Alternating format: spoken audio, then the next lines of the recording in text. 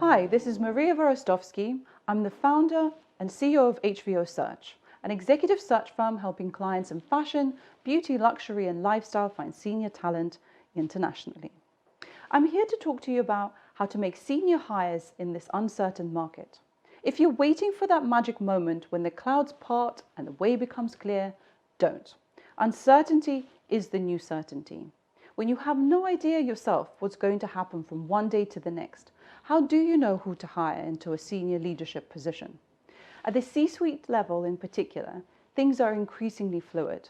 Roles are being combined for efficiency, less relevant duties are phased out, and new skills demanded. The bottom line, there'll be key functional skills your candidates must absolutely have, but more than this, they will need to be flexible, not just comfortable with uncertainty, but thrive on it. Zia, our HR director, and I both have a background in psychology, and we use behavioral science techniques to determine how someone is likely to react to different work environments. So what is it? Behavioral science is applied neuroscience which evolved from the behaviorism movement of the early 19th century. It shows how people's brains react in different situations, and thus how they're likely to behave. Our brain is wired for survival. It scans our environment to find threats and opportunities, and different environments will trigger either threat or reward states in the brain. Our brains want to avoid being in the threat state, where we're least confident and make errors, and spend more time in the reward state, where we are at our most creative and productive.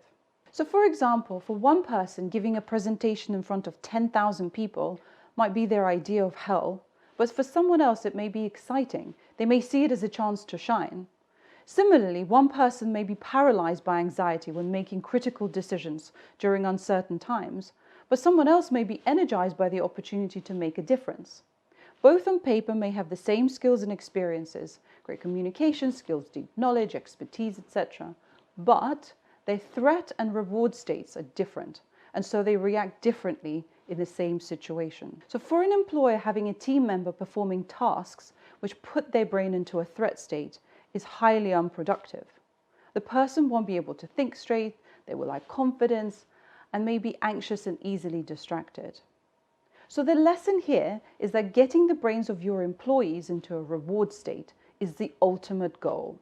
That's where they'll be most engaged, focused, collaborative, productive, and less stressed. The challenge is that everyone's behavioral state is unique, and it's not easy to assess this. Clearly, if we're to choose the right leader in uncertain times, we need to understand each individual's reward and threat work environment and match this with the environment they will be working in. Will the senior leader you're trying to hire perform as well in your chaotic business with limited resources and poor process? Or if your work environment is constantly changing because you're in a startup or a scale-up, will the hotshot executive be able to reproduce the success they had in the past? One issue is that using a standard interview is not enough to assess this. Our decision-making is flawed and unreliable. More and more evidence shows that our judgments are biased and driven by mental shortcuts. We discriminate, are irrational, suspicious, and overconfident in our own ability to make a good decision and determine whether someone is in fact the right fit. So what is the solution? We think the answer is to use behavioral science to design a tailored and scientific assessment to more accurately predict the future behavior of any given candidate. That sounds like a lot of work, so why bother, you might say? Well, research shows that organizations who apply behavioral science to their recruitment process can increase productivity between 5 and 10%. So it's definitely something worth talking about seriously. So how does it work?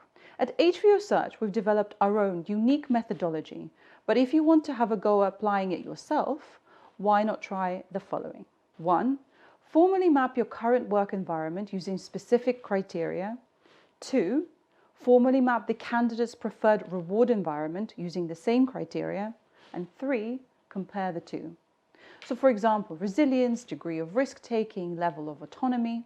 We think this approach has many benefits. It allows us to determine whether a candidate's success can actually be replicated at your organization, give a stronger indication of future job performance, and provide a more evidence-based foundation for decision-making.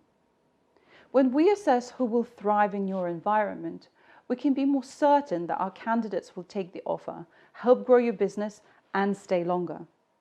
A survey by Gallup showed that 60% of respondents said that they take a job that they love, even if it paid half of a job that they hated.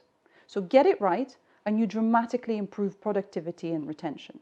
So to summarize, each individual has a unique reward or threat work triggers.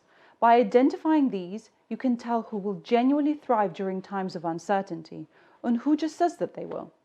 Behavioral science is a powerful new tool that allows you to determine this. So if you want to make better choices, put science into your search.